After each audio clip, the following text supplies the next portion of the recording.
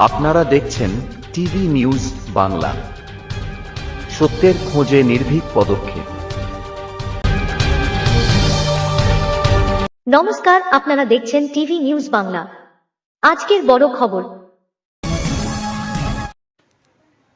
গতকাল রবিবার খানাকুলে বিজেপি কর্মীকে অমানবিকভাবে মারধরের অভিযোগ উঠেছে তৃণমূল আশ্রিত দুষ্কৃতীদের বিরুদ্ধে। ঘটনায় উত্তেজনা ছড়িয়েছে এলাকায়। আজ আরামবাগ সাংগঠনিক জেলা বিজেপির সভাপতি সুশান্ত কুমার বেরা, কার্তিক দত্ত সহ নেতৃত্বরা আহত কর্মীদের দেখতে পৌঁছান আরামবাগ মেডিকেল কলেজে। আহতদের সঙ্গে কথা বলে তিনি জানান, তৃণমূল আশ্রিত দুষ্কৃতীরা বিজেপি কর্মীদের উপর লাগাতার হামলা চালাচ্ছে। প্রশাসন নীরব দর্শকের ভূমিকায়। আমরা এই ঘটনার তীব্র নিন্দা জানাচ্ছি। অন্যদিকে খানাকুল ২ নম্বর ব্লকের তৃণমূল কংগ্রেস সভাপতি রমেন প্রামাণিক অভিযোগ অস্বীকার করে বলেন, এটা সম্পূর্ণ মিথ্যা প্রচার। বিজেপির গোষ্ঠীদ্বন্দ্বের ফলেই এই ঘটনা ঘটেছে। আমাদের দলের কোনো কর্মী এর সঙ্গে যুক্ত নয়। এই ঘটনাকে ঘিরে রাজনৈতিক চাপানুতোর ক্রমশ বাড়ছে খানাকুলে। হুগলির আরামবাগ থেকে সমীর দাসের রিপোর্ট, টিভি নিউজ বাংলা। এরকম খবর আরও পেতে আমাদের এই চ্যানেলটিকে ফেসবুকে ফলো ও ইউটিউবে সাবস্ক্রাইব করতে ভুলবেন না। গতকাল রাত্রিবেলা খানাকুল বিধানসভার অন্তর্গত লোকটার নাম চিংড়া অঞ্চল যে আছে সেখানে রঞ্জিতবাটি গ্রাম, এরা জয়রামপুর থেকে বাড়ি ফিরছিল।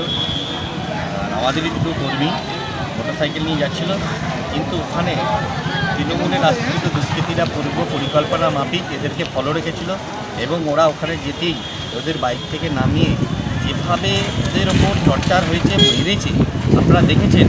একটা হাতের সম্পূর্ণভাবে হাত থেকে যেন ঘুরিয়ে দিয়েছে, মাথা ফাটিয়ে দিয়েছে দুজনে নৃশংসভাবে। আর মারা হয়েছে, এটা মেরে দেওয়ার পরিকল্পনা ছিল, কোনোরকমভাবে ওটা বেঁচে উঠেছে। পূর্ব পরিকল্পনাভাবে ভারতীয় জনতা পার্টির কর্মীদের এইভাবে আর খানাকুলে বিএনপি অত্যাচার করছে, মারধর করছে, এইভাবে আর বোঝাতে চাইছে যে ওদের পায়ের তলার মাটি তো সরে গেছে, সেই জন্য বিজেপিকে মারধর করে রুখে দিতে হবে, ভয় দেখাতে হবে। সেই পরিকল্পনা নিয়ে আমাদের দুটো কর্মীকে ওনারা প্রচণ্ড মারধর করেছে, তাদের প্রাণের সংশয় ছিল। আজকে আমি হসপিটালে এসেছি, ওনাদেরকে দেখতে এসেছি। এখানে এসে দেখলাম যে ভয়ানক পরিস্থিতি, ওনাদের সিটি স্ক্যানে নিয়ে যাওয়া হচ্ছে। আগামী দিনে ওদেরকে বড় আরও ট্রিটমেন্ট করাতে হবে, কারণ ওরা যেভাবে ইনজিওর হয়েছে তাতে করে ওনারা ওদের জীবন নিয়ে সংশয় দেখা দিয়েছে। বর্তমানে আমরা এখানেই আছি হসপিটালে, আমরা ওনার সিটি স্ক্যান পর্যন্ত অপেক্ষা করব, তারপরে দেখি কোনো ব্যবস্থা নেওয়া যায়। আমরা থানাতেও ফোন করব, বা থানাতে আমরা আমাদের প্রতিনিধিরা গেছে। অবিলম্বে যে সমস্ত দুষ্কৃতীরা এই কাজ করেছে ওদের ধরে উপযুক্ত শাস্তির ব্যবস্থা করতে হবে, তাহলে আমরা বৃহত্তর আন্দোলনে গিয়ে থানা ঘেরাও করব।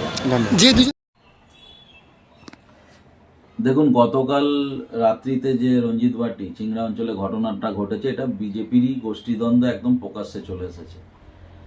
কারণ ওখানে বেশ কিছু বিজেপি যারা এখন করছে, আগে এরা সিপিএম এর নম্বর 1 হারমাদ ছিল। এই চিংড়ার রঞ্জিতবাটিতে দৌড়খোলা পাড়ে এরা রেগুলার বসে ওই দেশি চুল্লু, জানেন তো, চুল্লুর প্যাকেট ছাড়া বিজেপি আর কিছু করতে পারেন। এই মদ টদ খেয়ে নিজেদের মধ্যেই মারামারি করেছে। তৃণমূলের ওখানে যারা অ্যাক্টিভলি দলটা করে তার দিকে ফাঁসানোর চেষ্টা করছে। আপনারা জানেন, বেশ কিছুদিন আগে বলপাই, যে নতিকপুর 2 বলপায়ে আমাদের শান্তিপূর্ণ মিছিলের ওপর হামলা করা হয়েছিল এবং বেশ কিছু আমাদের কার্যকর্তা সেখানে ইনজিওর্ড হয়েছিল, কারো মাথা ফেটেছিল, কারো হাত ভেঙেছিল, পুলিশকে মারধর করেছে। সেখানে মামলা দুটিরই জয়। তারপরে আমরা পরক্ষণেই দেখি যে এই পুরুলজালি বিধায়কের নেতৃত্বে এবং ওনাদের যে বিরোধী দলনেতা আসার পরে আমাদের বিরুদ্ধে দুটি মামলা, মিথ্যে মামলা রুজু করে। তারই 41-এ নোটিশ আনতে যাদের দিকে ফাঁসানো হচ্ছে এই কেসে, তারা থানায় গিয়েছিল। থানা থেকে ফেরার পথে দেখে বিজেপিরই ওখানে নিজেদের মধ্যে মারামারি চলছে। তারা পাশ কাটিয়ে ওখান থেকে চলে যায়, ওদের ঝামেলায় পড়েন। এখন বিজেপি নিজেদের গোষ্ঠীদ্বন্দ্ব প্রকাশ্যে, যেটা গোষ্ঠীদ্বন্দ্ব হচ্ছে মাল মদ খেয়ে মাতলামি করে, তো সেইগুলোকেই তৃণমূলের উপর চাপিয়ে দেওয়ার চেষ্টা হচ্ছে। আর এই পুরুলজালি বিধায়ককে বলি, তৃণমূলকে অস্ত্র নিয়ে ঘুরতে হয় না, অস্ত্র হাতে মিছিল করতে দেখা যায় তোমাদের বিজেপির লোককেই। তাই বলছি, এরকম অপদার্থ কুলাঙ্গার বিধায়ক কিছুদিন প্রচারের আলো আসতে পারছিল না, গতকাল একটা নিজেদেরই গোষ্ঠীদ্বন্দ্বের ইস্যু পেয়ে গেছে, এখন সেটা তৃণমূলের ঘাড়ে চাপিয়ে দেওয়ার চেষ্টা করছে। তাই প্রশাসন আছে, পুলিশ আছে, আইনের পথেই চলবে। যেটা সঠিক সেটা পুলিশ তদন্ত করে বার করবে। এর থেকে বেশি কিছু বলার নেই, কারণ পুরুলজালি বিধায়ক এটাকে নিয়ে ফুটেজ নেওয়ার চেষ্টা করছে, কারণ ওর পায়ের তলায় মাটি চলে গেছে, সেই কারণে। আর অন্য কিছু নয়, এটাকে তৃণমূলের ঘাড়ে চাপিয়ে দেওয়া হচ্ছে। ধন্যবাদ।